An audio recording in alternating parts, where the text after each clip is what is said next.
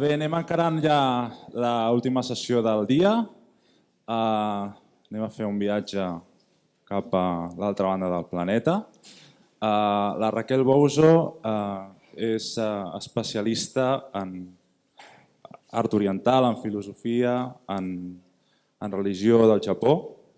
Ella és doctora en Humanitats per la Universitat de Pompeu Fabra, és professora de filosofia i ha fet diversos articles i publicacions per tots vinculats amb la filosofia japonesa i ha dirigit recentment el projecte d'I+D sobre el pensament topològic al Japó.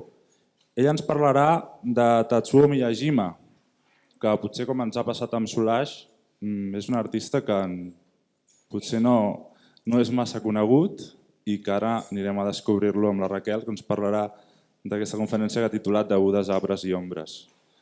Endavant, Raquel, i moltes gràcies per venir. Moltes gràcies. Se'ns sent bé? Sí? Bé, doncs moltes gràcies per haver vingut i també als organitzadors per acollir aquest curs, aquest acte. Gràcies a l'Amador Vega, que és per qui segurament soc aquí. I bé, tot i la calor, sempre és un plaer tornar a Montserrat i a més poder parlar d'art en un entorn com aquest, tan idíl·lic, entre cultura, art, espiritualitat i natura. Quan vaig rebre la proposta de participar en aquest curs, de seguida pel títol, per l'abstracció, vaig pensar que podria parlar sobre pintura zen, d'aquells quadres suibokuga, aquelles pintures amb tinta xinesa que són bàsicament traços de pintura sobre un fons blanc. Podria parlar sobre algun tema relacionat amb temes que més aviat conec més. Però justament va ser el mateix dia, havia vist una obra de Tatsuo Miyajima i no me la podia treure del cap. Estava molt intrigada per una pregunta, per un interrogant, com deia abans el pare Mèniques, i que, a veure si de tot això, aquesta pregunta que se m'havia formulat, podem fer alguna cosa. Vaig aprofitar aquest curs per fer una exploració sobre el tema, per fer una recerca, i el que presento avui són uns resultats molt preliminars. Així com l'Amador porta molt de temps treballant Rothko i coneix tots els detalls, jo amb Tatsuo Miyajima soc gairebé nova, però m'agradarà molt al final que puguem intercanviar impressions i que em digueu també què us desperta, què us evoca, què us suggereix aquest artista. La meva presentació, per tant, proposa reflexionar sobre espiritualitat en l'art de Tatsuo Miyajima i que, com veurem, se situa entre l'abstracció i la figuració. M'ha agradat molt que l'Amador precisament comencés dient o parlant d'una abstracció figurada, en el cas de Rothko. Una abstracció que en si mateixa conté aquesta diferència, perquè la meva presentació tampoc és purament sobre l'abstracció, sinó sobre aquesta abstracció figurada. Tatsuo Miyajima és un artista actual, molt prolífic, bastant reconegut internacionalment. Recentment, el British Museum ha adquirit una peça seva per representar la cultura japonesa moderna en la seva col·lecció permanent. Només aquest any ha protagonitzat una retrospectiva de tota la seva obra a la Galeria Lyson de Nova York, titulada Vida innumerable, Buda. Una altra retrospectiva titulada Obres en paper, de 1995 a 2008, a Lugano. I actualment encara es pot veure, fins aquí un mes, una altra retrospectiva seva, la més gran mai feta a l'Àsia, al Museu Minsheng d'Art de Shanghai. Aquesta es titula Nyorai. L'han traduït en anglès com Been Coming. Bàsicament seria com ésser, venir, però Nyorai és un dels epítets del Buda. És el Tathagata. En sànscrit, el així vingut, aquell que ha vingut, es podria traduir. Per tant, aquestes tres exposicions retrospectives, la de Nova York, la de Shanghai i la de Lugano, totes tres contenen elements budistes i és per això que m'ha fet interessar en aquest artista i m'agradaria comentar alguna d'aquestes obres en relació amb el tema del curs. Abans, però, unes paraules més sobre l'artista, per conèixer-lo tots. Va néixer el 1957 a Tòquio i és en aquesta mateixa ciutat on es gradua en Belles Arts. Es gradua en pintura a l'oli. Ni la pintura a l'oli en tant que disciplina, en tant que material o tècnica és d'origen japonès, sinó occidental, ni la mateixa titulació, Belles Arts, és d'origen japonès, sinó que més aviat ens indica ja d'entrada que Tatsumi Yajima aposta clarament per un art occidental. I no és un cas únic, sinó és precisament allò que es pot estudiar a nivell acadèmic i universitari al Japó avui dia. De fet, la paraula Belles Arts, i aquesta és la primera idea que voldria proposar, en japonès es diu Bi-jutsu. Bi és un caràcter xinès que vol dir bellesa i jutsu vol dir moltes coses, però es podria traduir per tècnica, capacitat, habilitat, art també, o mètode. És semblant, tot aquest ventall de significats, al de la paraula llatina ars. Per tant, aquesta habilitat, capacitat, mètode, art, bella, és el neologisme que utilitzen a partir del segle XIX els japonesos per anomenar les belles arts. Cal dir, doncs, que abans que es creés aquest mot, la idea de bellesa no havia estat mai rellevant per parlar de l'art. No havia estat vinculada en la definició de les arts o de les capacitats creatives. Tradicionalment, l'activitat artística era considerada més aviat una transformació en noves formes expressives de què? Una transformació de l'energia, de l'alè vital, es podria dir, d'aquesta energia que els xinesos anomenen Qi o Qi en japonès i que flueix per tot l'univers. Doncs què fa l'artista? Transforma, dona una nova expressivitat amb aquesta energia. Un moviment, per tant, que sempre està operant en la natura. L'artista esdevé un canal transmissor d'aquesta mateixa energia. Per tant, abans de la creació d'aquesta disciplina acadèmica de les belles arts, no hi havia al Japó cap mena de distinció entre arts belles i artesania, o qualsevol disciplina podem anomenar artística. Aquesta doncs, és la primera idea i crec que val la pena retenir-la perquè després, a partir d'aquesta idea tradicional de l'art, serà més fàcil entendre la proposta artística de Miyajima. Tornant a Miyajima, després de graduar-se va fer estades de postgrau a Nova York, després a Berlín i un any a París. Ha estat considerat doctor honoris causa per la Universitat d'Art de Londres. Ha estat vicepresident de la Universitat d'Art i Disseny a Tohoku i posteriorment a Kyoto, càrrecs fins al 2016 que ha ostentat. I aquí a Espanya, pel que he pogut explorar i esbrinar fins ara, va participar el 1994 en una exposició al Museu d'Art Reina Sofia, una exposició col·lectiva que es deia Lo crudo y lo cocido.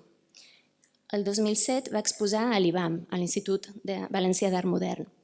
I a Barcelona es veu, jo encara no l'he vist, hi ha una peça seva que va ser adquirida per la col·lecció d'art contemporani de la Caixa. Per tant, ja podeu veure que és un artista de dilatada trajectòria internacional, però es va donar a conèixer precisament en aquesta escena internacional amb la seva participació a la Bienal de Venècia l'any 1988. Després ha tornat a participar en el 99. Hi ha 3 conceptes que utilitza ell mateix per definir la seva obra. No sé fins a quin punt és rellevant com un artista s'entén ell mateix pels intèrprets, pels que estudien la seva obra, però sí que crec que es pot començar per entendre o per entrar en el seu llenguatge artístic i en la seva gramàtica, es pot entrar a partir de les seves pròpies categories. I ell parla d'aquests 3 conceptes com fa en anglès keep changing, com mantenir el canvi, canviant constantment. Connect with everything, tot connectat, interconnectat. I continue forever, com perdurar, continuar per sempre. Alguns crítics he vist que ho tradueixen per eternitat, tot i que em sembla una mica agosarat com a traducció. Miyajima parla d'un art en tu. No es cansa de repetir en les entrevistes que he llegit que li han fet que en tots nosaltres hi resideix un artista, que l'artista no fa altra cosa que interactuar amb aquell observador. No hi ha obra d'art, diu, sense aquest diàleg entre artista i observador, o entre subjecte i objecte, com plantejava abans l'Amador. L'art no el crea, diu, només l'artista, sinó que és fruit de la col·laboració amb aquells que l'observen. Tothom és artista i observador alhora, amb capacitats per reconèixer l'art, i afegeix la bellesa.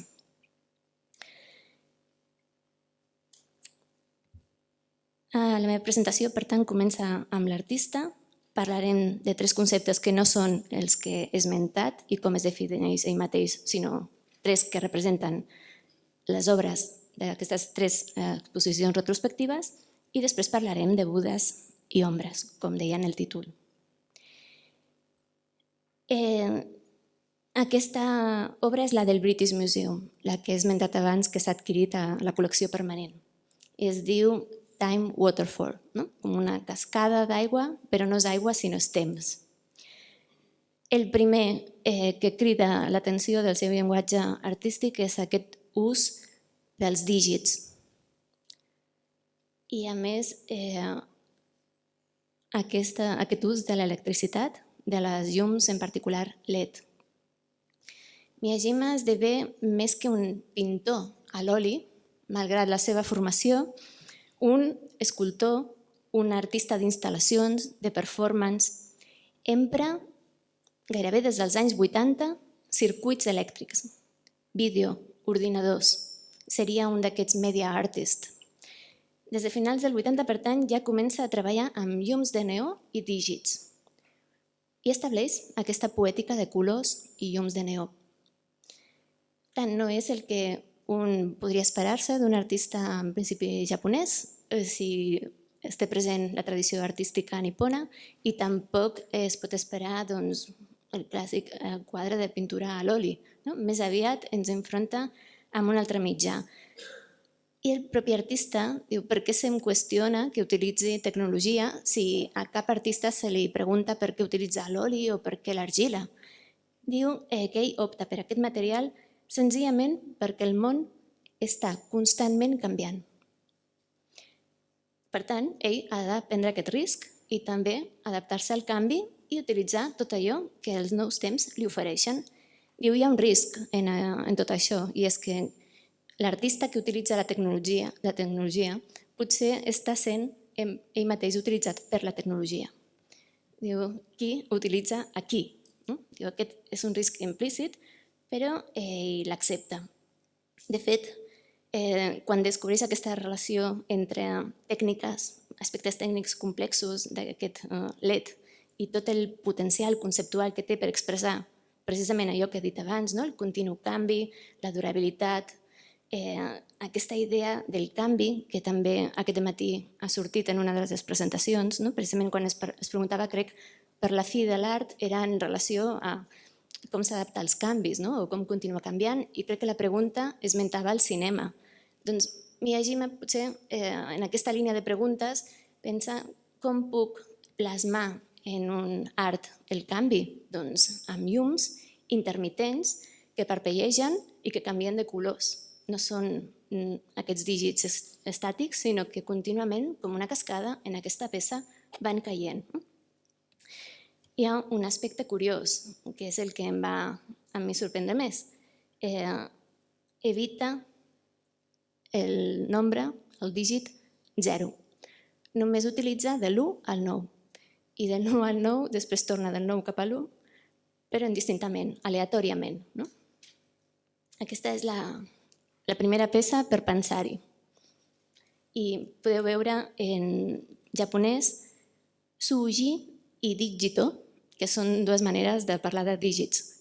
Clar, la primera paraula, suuji, és la tradicional per parlar de número, de xifra. La segona és la transliteració en katakana d'un alfabet sil·làbic japonès de la paraula anglesa, dígito, que és la que més s'utilitza per parlar de números de computadora. Clar, aquestes xifres són les xifres aràbiques, no? Venen d'una cultura també occidental.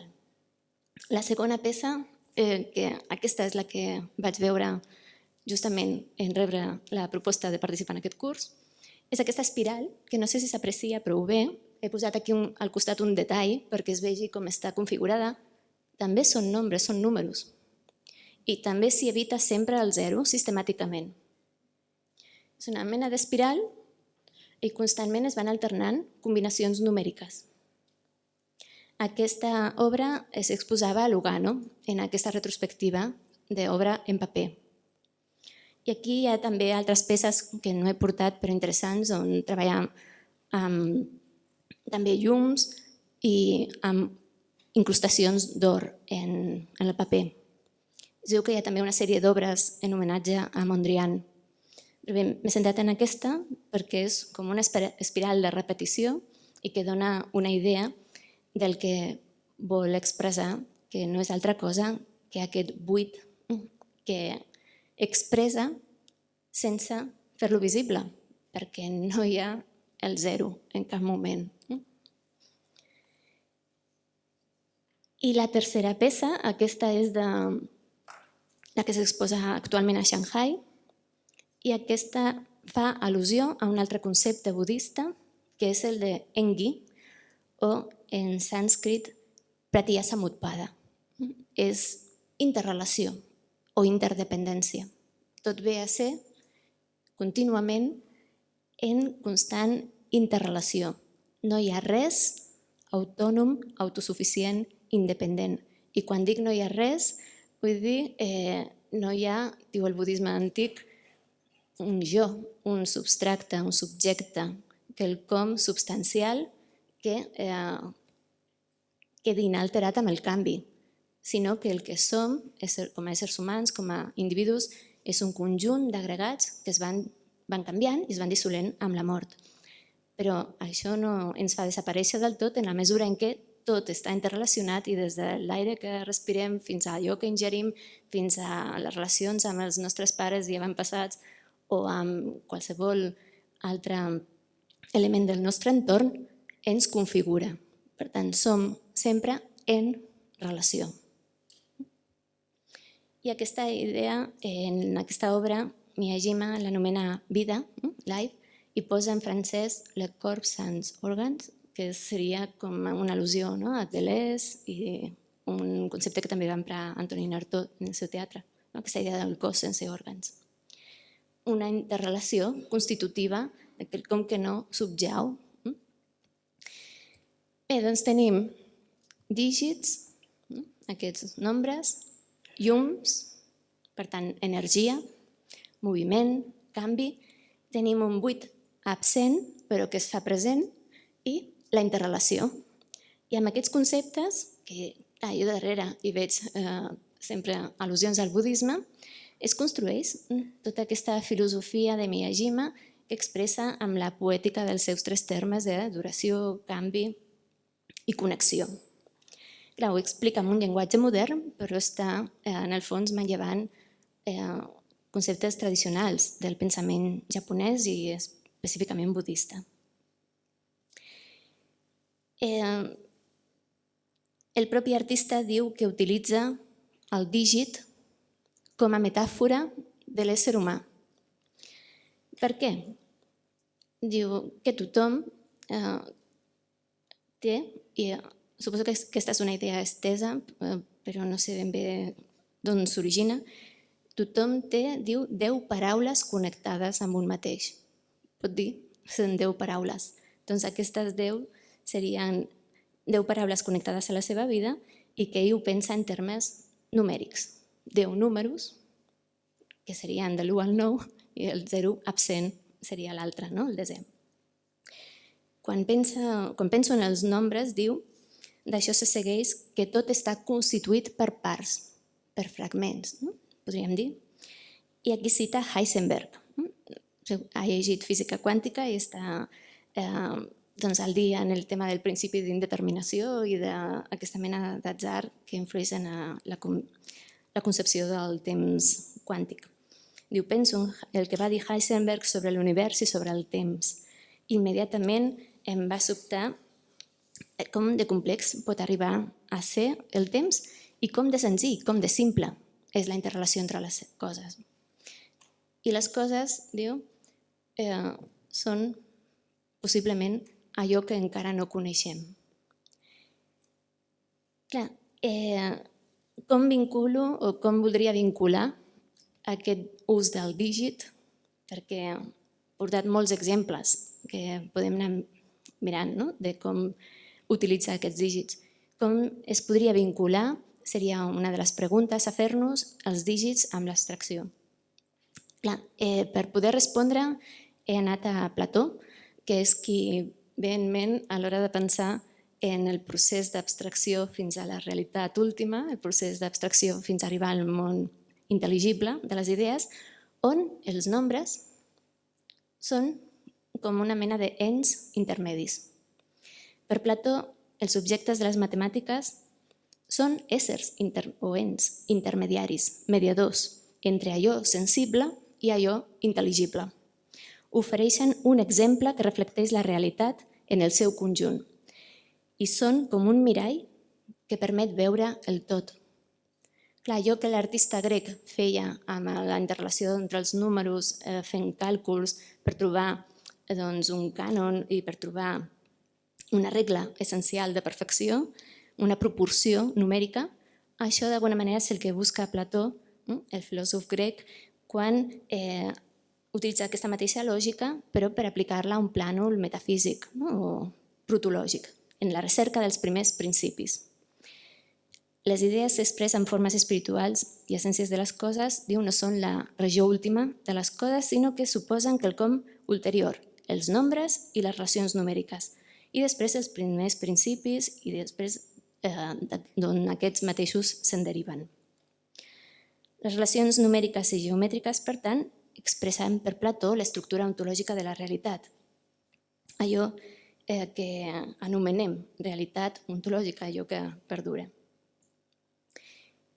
I en una interpretació que fa de la filosofia platònica, el filòsof italià Giovanni Reale recorda, com també fa Pierre Hadot, un altre hel·lenista, que en el procés d'ascens dialèctic vers la realitat última, on hi ha aquests éssers intermedis o ens intermediaris que són els números, en aquest procés que podríem anomenar d'abstracció, Reale precisa això no és una abstracció en el sentit que han interpretat, especialment en l'àmbit anglosaxó, Havelock i altres autors, no vol dir aquí abstracció com concepte, com coneixement científic davant d'un coneixement a través de les imatges, del mite. No s'ha de contraposar, en aquest cas, el llenguatge o el món de la imatge, de l'èpica, al món de l'abstracció científica, com diu, ha fet tota una corrent interpretativa. I diu, i tampoc pensem l'abstracció com allò contrari o l'oposat a allò que és concret. No és abstracte vers concret. Diu, en el cas de Plató i en tot el món antic, el món grec, abstracció és, com s'ha dit en la primera ponència, més aviat detracció, sostracció, com una resta, allò que es treu, allò que es va despullant. En contra de, o seria contrari a addició, suma, agregat. I aquí us lliga, diria, el que Miyajima pretén amb el número de reduir l'essència d'allò que és humà amb el que s'ha dit en la primera presentació sobre la fenomenologia en la cerca de les essències com a analogia amb la feina de l'artista i de l'artista abstracte, perquè aquí també es tracta de separar-se de tot en aquest exercici d'afairesis, d'abstracció en el sentit ascètic, i conduir a l'essència mateixa, al nucli central i vertader de l'ésser humà. I això ho tradueix Miyajima en números, buscant allò que som. I podria respondre, som temps, que no és altra manera d'expressar-ho amb els números que van caient a l'atzar i que van comptant el nostre lapse d'existència. Per això, en diverses exposicions treballa sobre aquesta idea i situa a l'observador davant d'uns números que van passant.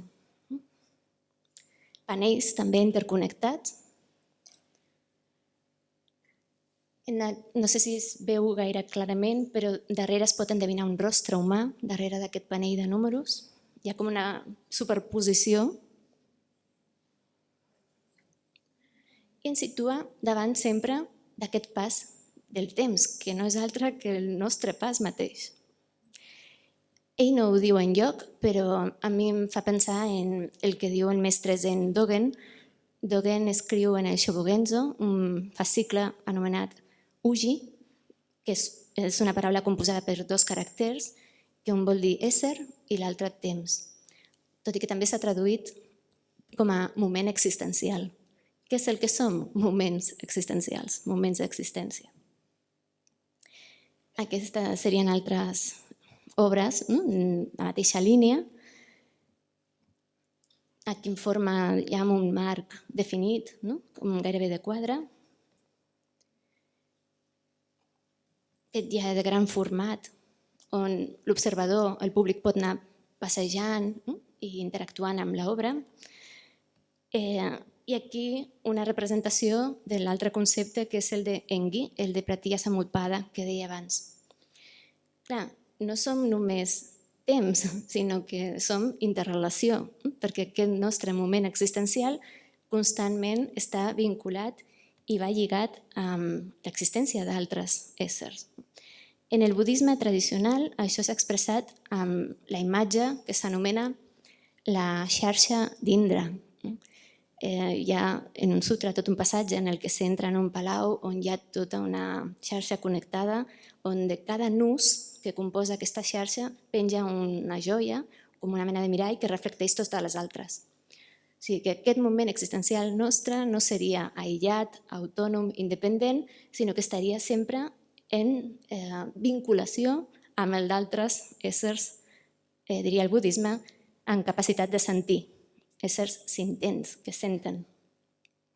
Aquesta xarxa d'Indra és com la imatge del cosmos, de l'univers. Per això està representat en aquesta imatge tibetana com un mandala. I això és el que trasllada en altre tipus d'instal·lacions Miyajima en altres obres, que són aquesta mena d'espais monocolors on s'entra i l'observador veu i interactua amb aquestes llums que fan pampallugues, que parpellegen, aquesta mena de jocs entre xarxes d'Indra, entre aquesta interconnexió d'Engi i Pratitya Samutpada. Quan l'observador hi accedeix, i també pot passar-s'hi una bona estona, principalment el que fa és interactuar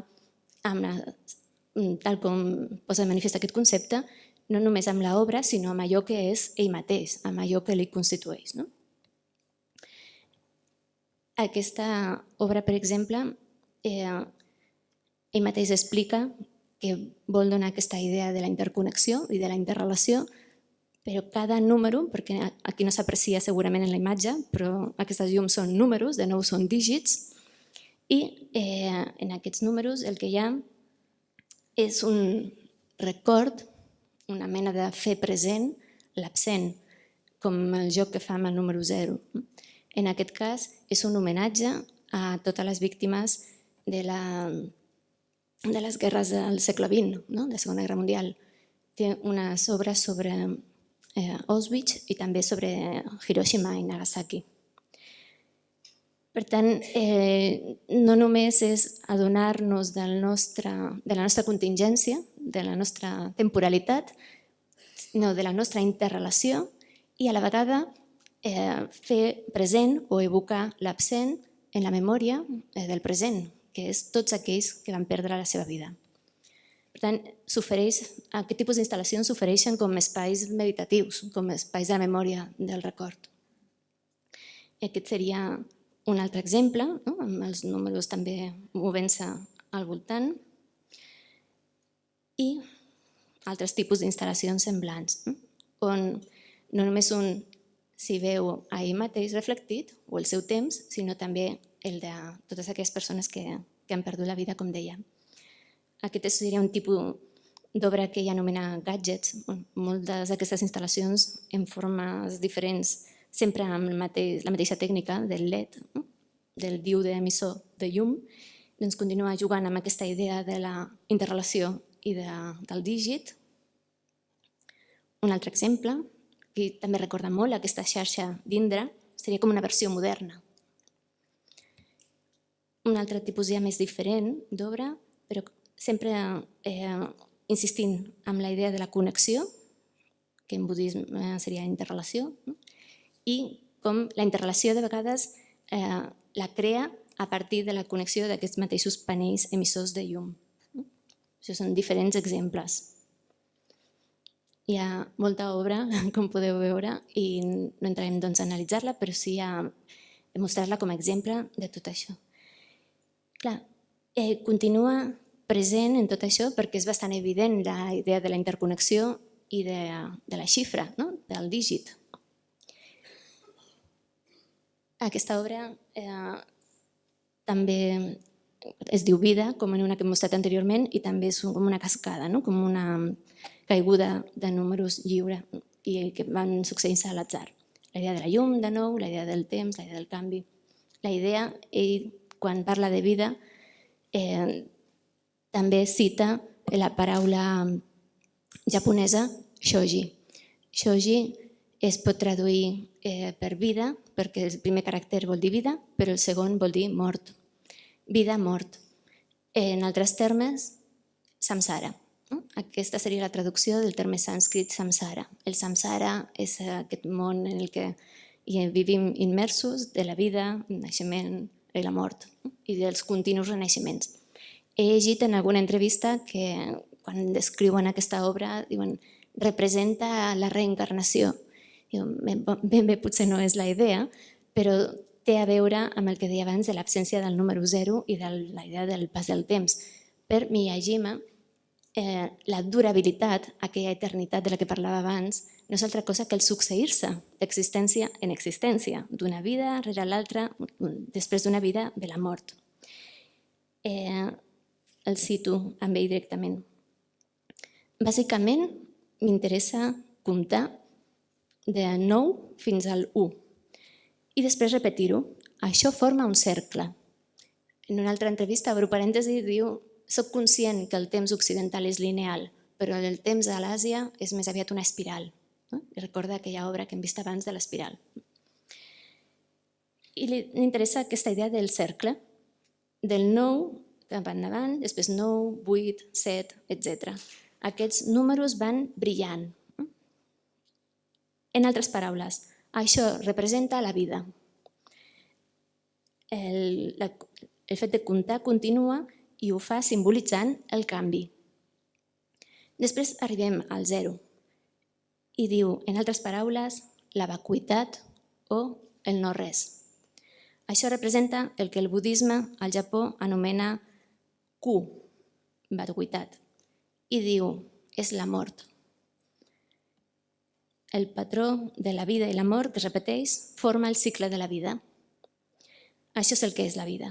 Això jo ho expresso utilitzant aquests dígits i la raó per la qual no hi ha el 0 és perquè vull amb això indicar la mort. Així, en lloc del 0, el que veiem és l'absència de llum. El 0, en el fons, sempre hi és. I aquí era el meu dubte al principi. Per què evitar el 0? D'aquí la meva inquietud per saber més sobre aquest artista. En les entrevistes i en les crítiques que he pogut llegir veia que els crítics d'art deien és que és un número de mal auguri a l'Àsia, porta mala sort. No ho sabia, però podria ser, no? Altres deien no utilitzar mai el 0 perquè el 0 és la mort, clarament, com ha dit ell mateix en la cita que acabo de llegir. Però jo pensava, però per què la mort? No em quadra gens amb la visió positiva que el budisme acaba desenvolupant de la noció de vacuïtat, precisament. I anant buscant més, al final he arribat a la conclusió, llegint més entrevistes de l'artista, a veure si anava ben encaminada, que el zero en el fons sempre hi és. No és només l'absent, sinó que és quan no hi ha la llum. És aquest joc entre foscor i llum.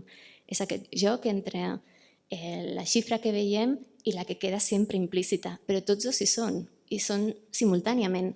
Perquè si veiem número, figura, és perquè hi ha un fons negre que l'evoca. Alguna cosa semblant s'ha dit al llarg d'aquest matí. Per tant, el joc entre allò visible i invisible es fa encara més evident.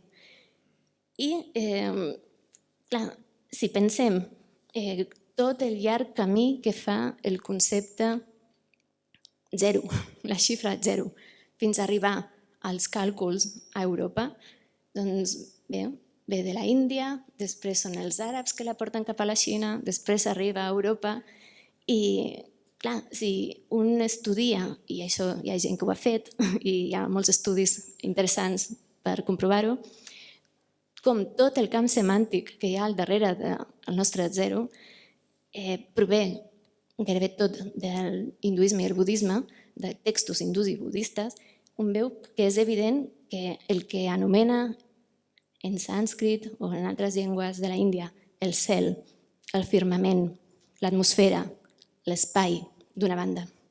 D'una altra, la paraula per èter, akshana.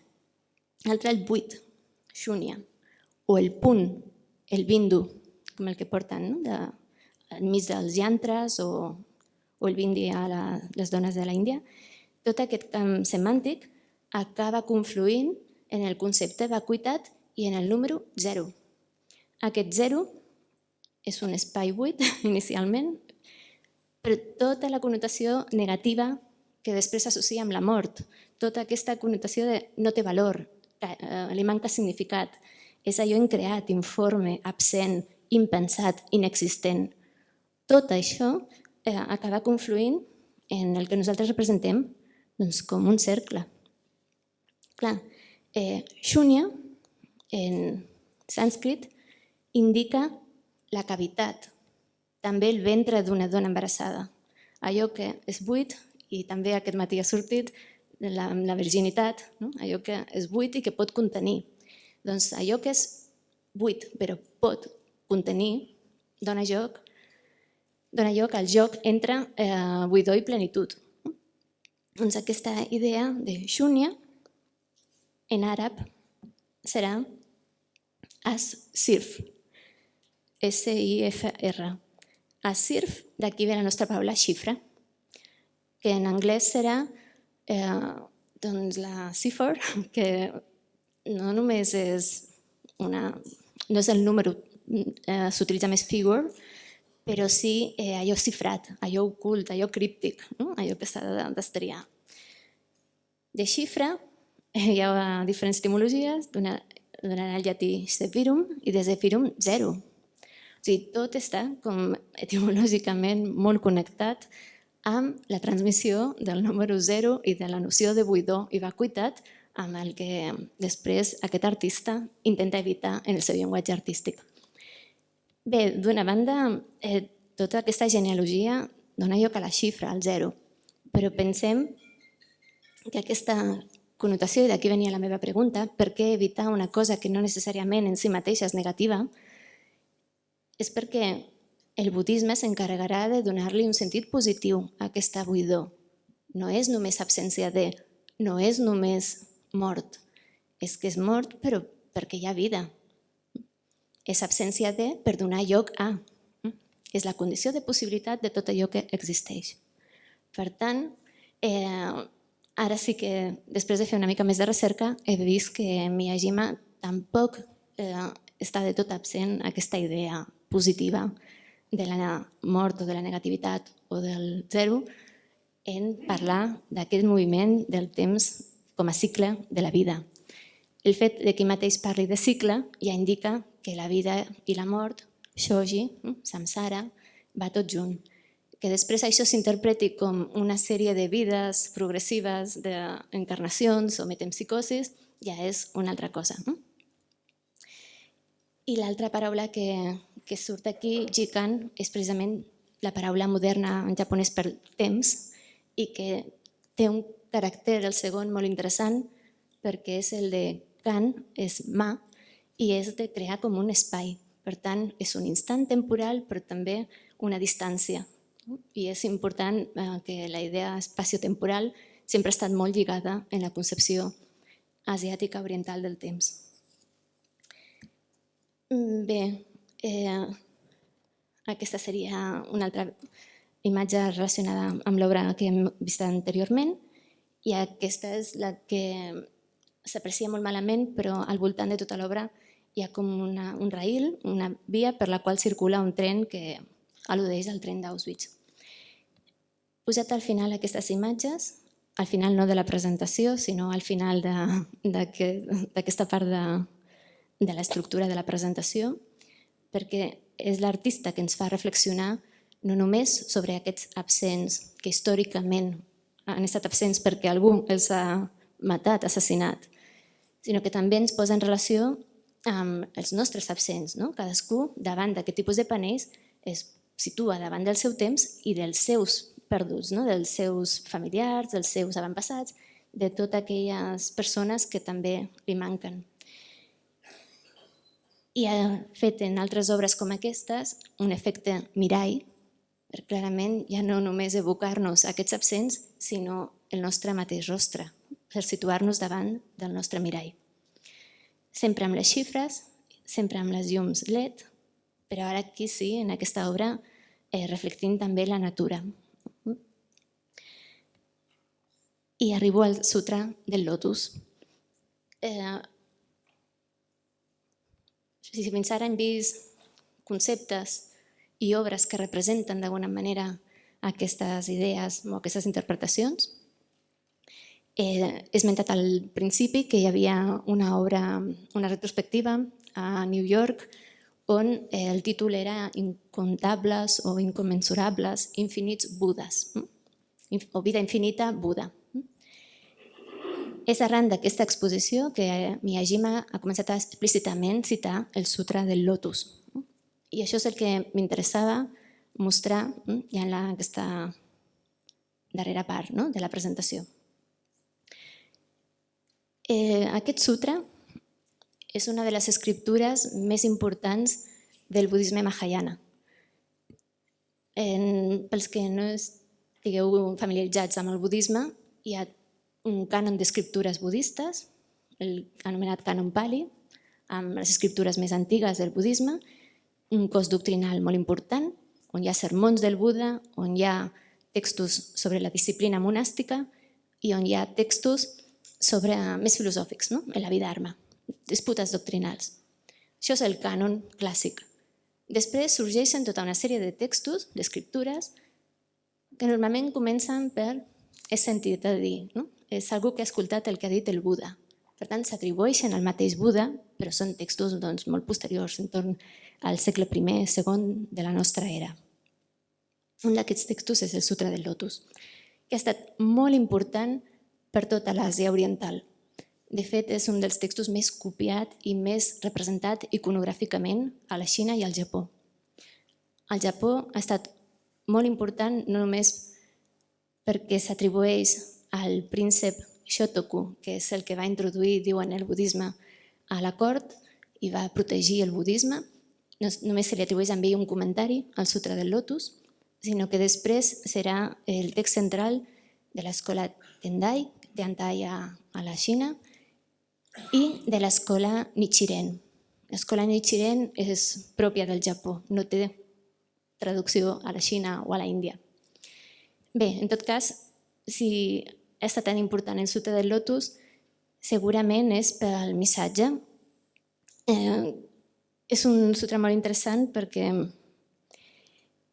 hi ha dos conceptes bàsics que hi apareixen i que són molt representatius del que representa aquesta corrent mahayana del budisme que s'expandeix per tota l'Àsia. Un concepte és el del bodhisattva i que és el que a mi m'interessa avui, perquè després veureu per què, i un altre concepte que és upaya. Bodhisattva seria aquell que, tot i haver despertat a la veritat del budisme, està il·luminat, no entra en el nirvana, l'extensió definitiva del patiment, perquè fa la promesa solemne d'abans d'ell salvar-se, ajudar a tota la resta d'éssers a aconseguir-ho. Per tant, és aquell, per excel·lència, que se sacrifica pels altres i que, per compassió vers els altres, retarda el seu nirvana. Aquest és l'ideal del Bodhisattva i l'ideal del camí del Mahayana. D'altra banda, hi ha aquest altre concepte que deia d'upaya. I upaya se sol traduir per mitjà hàbil o per estratagema. És com un medi útil. Comença el sutra amb el Buda predicant davant de tota una sèrie de deixebles. Com gairebé sempre, el seu auditori són monjos, monges, però també hi ha molts d'aquests bodhisattvas. El Buda pronuncia un discurs, o diu que pronuncia el discurs, en el sutra no es veu el contingut d'aquest discurs, entra en un estat de meditació profunda i ningú que hi ha a l'auditori l'entén. Aleshores li pregunten, però explica'ns millor això que has dit, no hem entès res. I d'aquí el concepte d'upaya. El Buda, a través d'una sèrie de paràboles, és el sutra budista amb més paràboles, intenta explicar, intenta adequar el missatge a la capacitat de l'auditori. I elogiant la saviesa dels Budes, descriu més o menys el camí que condueix cap al nirvana i ho va fent de manera que tothom a l'auditori pot entendre'l. Bàsicament, el missatge que dona, hi ha com dues revelacions importants i la primera és: he predicat abans altres camins, el camí del sant, el camí del budisme anterior, el Theravada, i ara predico aquest camí del Bodhisattva, però en realitat hi ha un de sol, hi ha un únic camí budista. Això en un moment en què hi ha moltes escoles diferents en disputa, doncs és important perquè estableixen hi ha un únic camí, un sol vehicle. Això serveix al Mahayana per afirmar-se en el seu vehicle del Bodhisattva, que no només comporta aquest acte de generositat i compassió, sinó que comporta, en el context del budisme, la possibilitat de transferir el mèrit uns als altres. Si un no ha estat capaç per ell mateix d'acumular bons mèrits, li pot transferir un bodhisattva. Això obre la porta al culte, a la devoció. És tota una sèrie de bodhisattvas que apareixen retratats en aquest text. La segona gran revelació del Buda en aquest sutra és que ell, en realitat, aquest Buda, Siddhartha Gautama Shakyamuni, el Buda històric que tenen davant d'ells, diu: aquest Buda no és algú que ha d'entrar en el nirvana i algú que, com a príncep Siddhartha, ha aconseguit el despertar, la il·luminació. Els diu que ell, des de fa eons de temps, des de fa bilions i bilions d'anys, ja ha estat il·luminat i encara trigarà moltíssim a arribar al nirvana. El que els està parlant és del temps. Hi ha tot un episodi, un capítol dedicat a explicar aquesta idea del temps que s'expandeix després d'una gran conflagració. Cada mota de pols que prové d'aquesta destrucció dona lloc a un univers. Per tant, una noció del temps que no podem posar, no podem ni arribar-nos a imaginar. Tot això sembla un excurs, que ara semblaria que ens estem anant del tema, però Miyajima no està tan interessat en el nirvana o en el contingut del que representa pel budisme la via mahayana, la via del bodhisattva, o potser no li interessa tant, especulo, crec jo, tota aquesta idea d'upaya, d'adaptar el missatge. Sí que li interessa el del temps i és l'leitmotiv que hi ha darrere d'aquesta exposició a Nova York. I a més, i aquesta és la meva proposta d'interpretació, no diu ell enlloc això, però jo ho crec, aquest ideal del bodhisattva que demostra tant aquest sutra del lotus implica que la saviesa no és res sense compassió. De fet, l'últim capítol es dedica a Avalokiteshvara, que és Guanyin o Canon, el bodhisattva de la compassió, precisament, per excel·lència. Aquí tothom s'hi adreça quan necessita, per una causa desesperada, o tenir fills, o se li ha mort algú, tothom hi acudeix sempre a la Xina i sobretot al Japó, a Canon, a aquesta bodhisattva.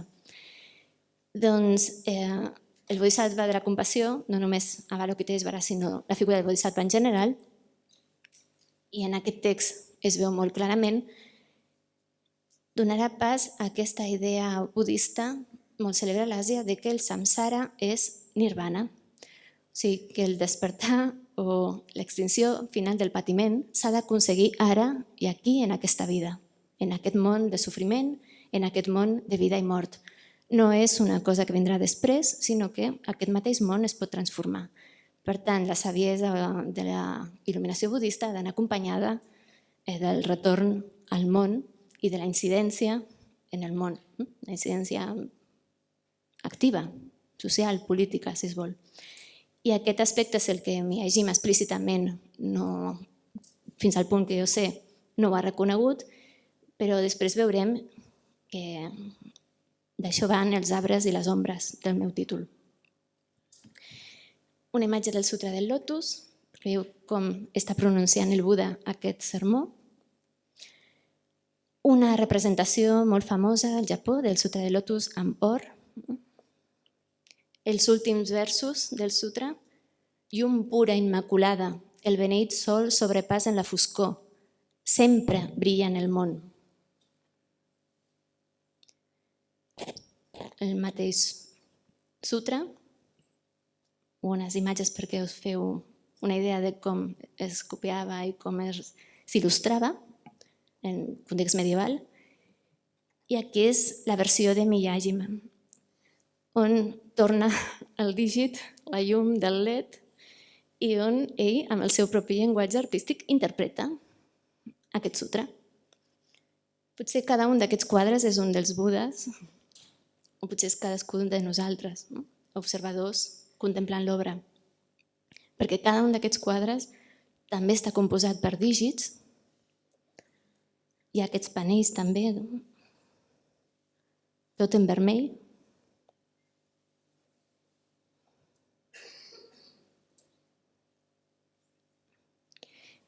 I aquesta interpretació també és interessant perquè no sé si s'aprecia prou bé en la imatge, però de nou juga amb les textures i a sota d'aquests números i d'aquest color daurat hi ha il·lustracions del Sutra del Lotus, d'aquestes il·lustracions tradicionals.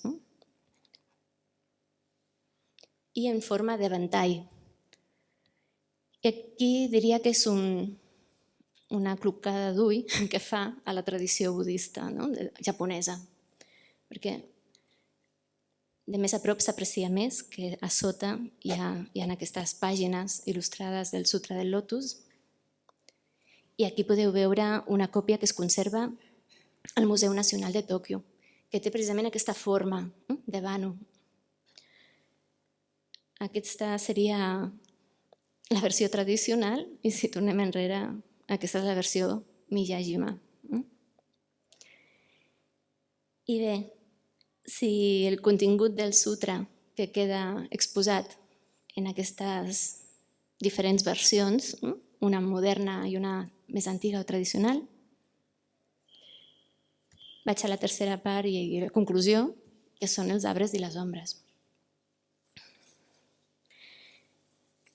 Hem vist, especialment amb aquestes peces de Nova York, el joc entre tradició i modernitat, com a sota es veu encara la tradició, però el que emergeix són aquests dígits occidentals. I és molt característic de bona part dels artistes japonesos contemporanis, aquesta doble mirada situada en la modernitat més actual i la tradició més antiga.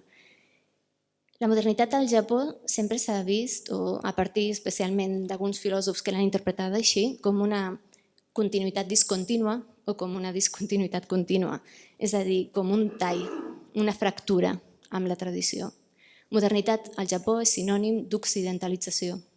A partir del segle XIX, l'apertura del comerç a Occident i tot aquest procés abrupte d'occidentalització.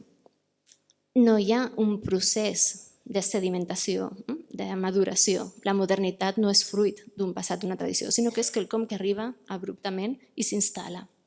Això genera tota una sèrie de crisis d'identitat i de repensar aquesta tradició a partir d'aquesta altra modernitat.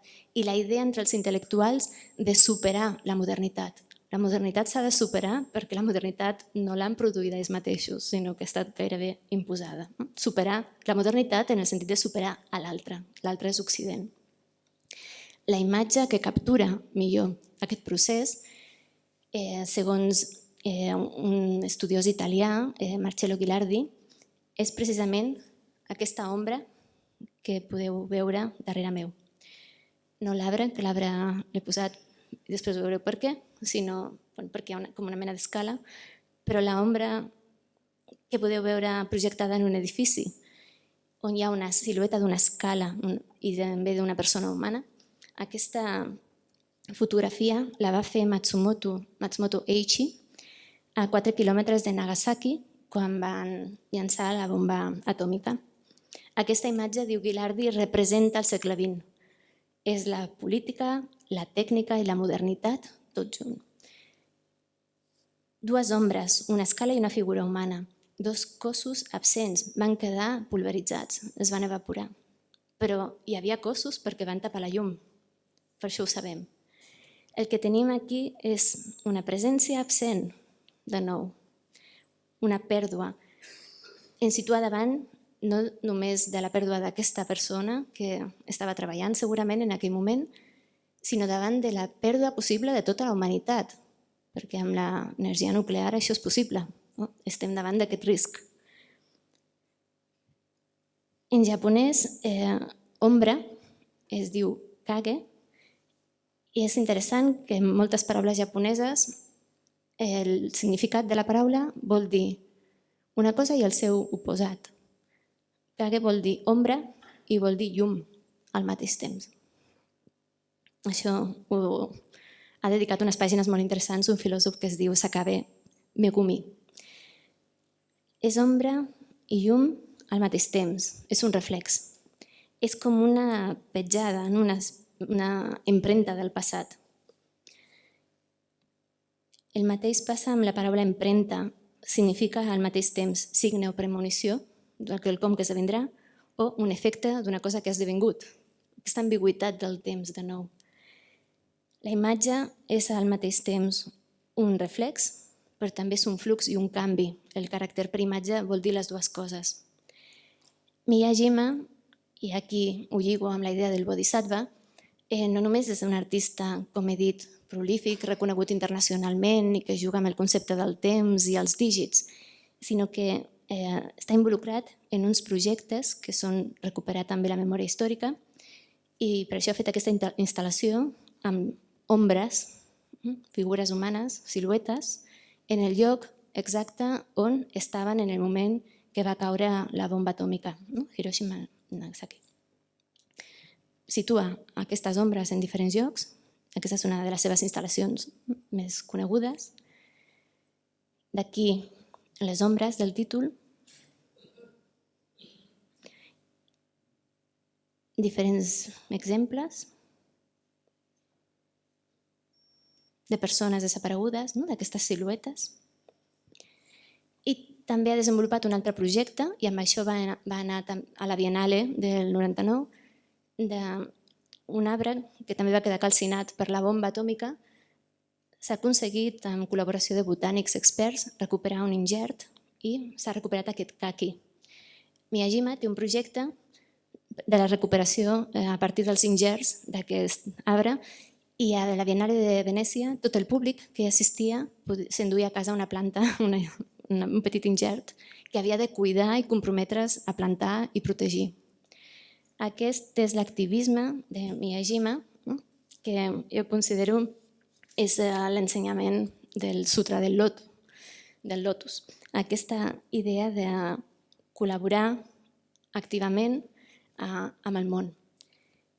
Per a Miyajima, i aquesta és la conclusió, l'art no és merament el plànol per les explicacions de temes socials, però sí que permet, i això són paraules textuals seves, retrobar-nos amb el món, tornar a unir-nos amb el món.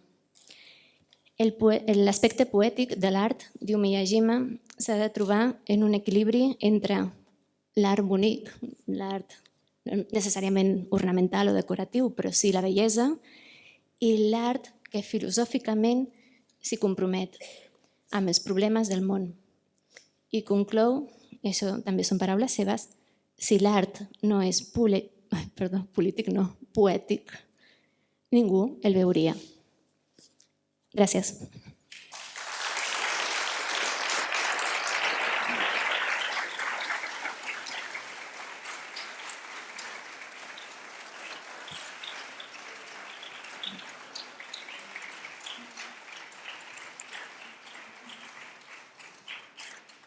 Bé, i ara si tenen preguntes, comentaris, impressions.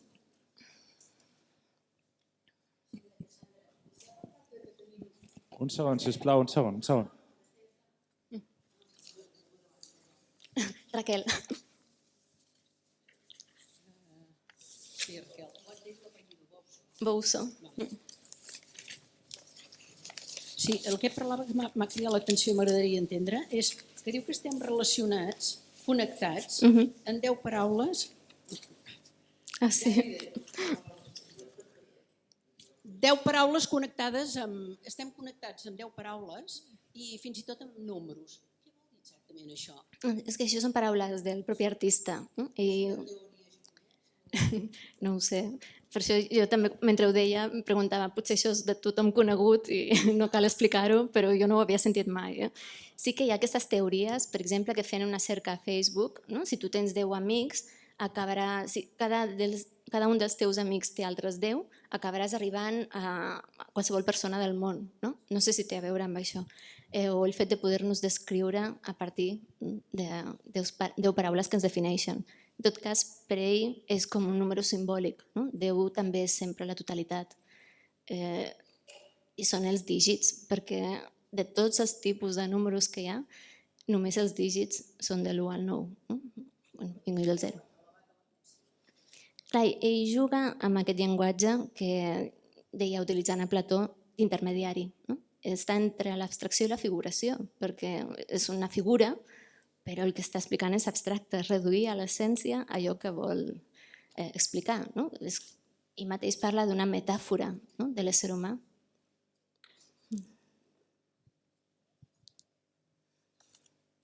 Ens queda una estoneta. Algun altre dubte? Sí. És una pregunta? Si és una crítica també serà benvinguda. Perdó per lo d'abans, si he molestat algú. Escolta'm una cosa, com he vist que ets professora de filosofia, vull fer una pregunta. És una mica relacionada amb art i filosofia. La filosofia, jo crec o penso que va deixar de preocupar-se per la metafísica i des de principi de segle només es preocupa per l'art o intenta esbrinar l'art, dins de l'art. És així? És a dir, aquí, per exemple, ara el que hem explicat del Tatsuo Miyajima, tot és un diàleg filosofia-art continu. És a dir, l'objecte de la filosofia. Abans al matí havia preguntat per l'evolució de l'art. Veig que aquí hi ha una evolució a l'art, amb la ciència també, amb la tecnologia. Això ja respon a alguna cosa. Però tu creus que la filosofia, ara el futur de la filosofia està en la investigació de l'art o la nova filosofia té d'esbrinar dins l'art? A veure, és una pregunta per la que no tinc resposta, només intuïcions, i semblava que el refugi de la metafísica era més aviat la filosofia de la religió, però té tota la raó. De fet, hi ha una tesi doctoral, crec que encara en curs, a la nostra facultat.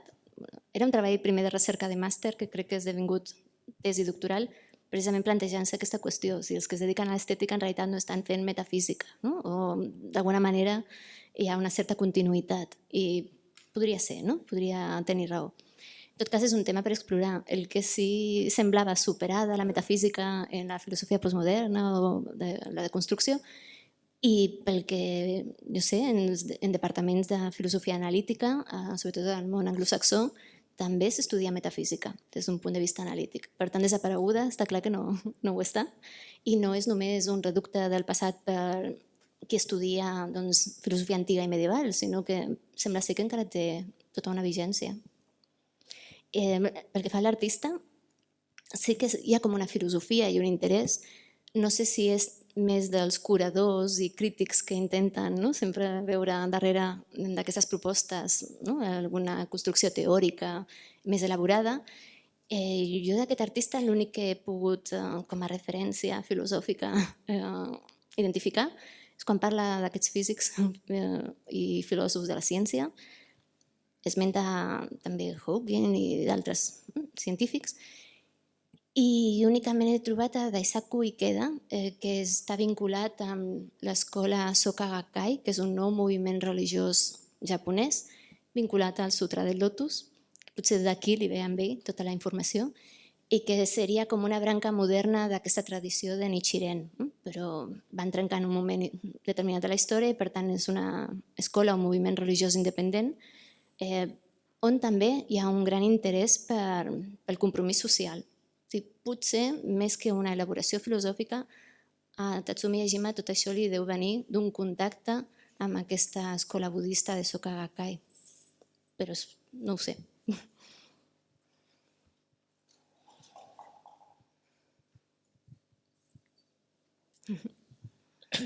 Crida molt l'atenció aquest divorci entre tradició i modernitat que tu has remarcat quan ell, i que deu estar molt present perquè pel que tu has dit en el món japonès. Llavors, aquest ús dels dígits és una síntesi o com estem? És un intentar dir, bueno, fem barreja o no? Perquè m'ha semblat que quan parlaves aquí no es vol fer barreja, que es viu com separat, el que és occidental i el que és tradicional. On són els límits? M'agradaria que tu que coneixes aquest món, que jo no el conec gens, no sé si m'estic explicant, no?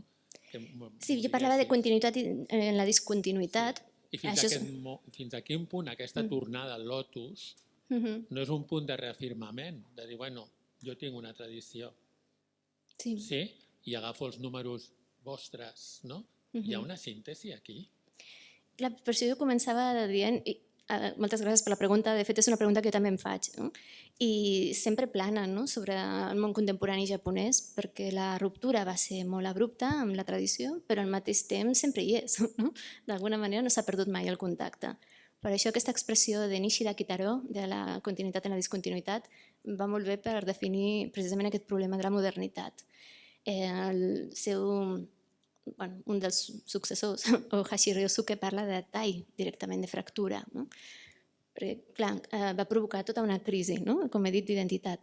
I em preguntava, algú format en la pintura a l'oli, en la Facultat de Belles Arts, ara per què va al Sutra del Lotus, també? I com es va fent explícita en la seva obra, també a mesura que jo l'he anat coneixent, perquè això requereix un estudi molt més profund del que jo he fet, però la intuïció que per ara puc compartir després d'aquesta exploració és que efectivament hi ha una explicitació d'aquestes nocions budistes cada vegada més clara, més evident, en l'última obra. Com si potser, no sé si és un acte de joventut, de rebel·lia o de, com ell mateix diu, el let li permet introduir el canvi, el moviment, que és el seu interès en l'obra d'art, per tant rebuig cap a la pintura més tradicional i fem servir mitjans tecnològics i nous, moderns, i a poc, sense deixar aquest llenguatge, evoluciona cap a una temàtica potser de fons més budista. No sé si és conscient o volgut que hi ha aquest retorn, si es vol, a la tradició, o és senzillament fruit de la seva evolució personal o de les seves inquietuds, que segurament, o podria ser, segurament no ho sé, sempre ha estat budista i sempre ha estat això a l'arrel de la seva potser vida familiar o educació. Això fins a on jo he pogut estudiar no ho sé. Però és interessant aquests artistes com ja viuen, no és ben bé una frontera, és que Japó gairebé se situa sempre en l'esfera del món occidental, perquè malgrat mantenir aquestes tradicions molt vives, és punter tecnològicament, no? És molt més avançat que qualsevol societat europea moderna occidental. No? Està al capdavant de la tecnologia i de molts avenços. Per tant, què és tradició i què és modernitat al Japó? És tot un tema complex.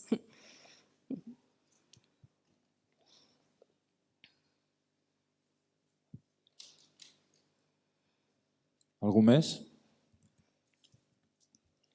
Em sembla que està cansat i té ganes ja. Després d'una jornada tan llarga i tan plena d'idees i d'obres d'art, segurament d'acabar per avui i de retrobar-nos demà. Molt bé, doncs moltes gràcies. Gràcies.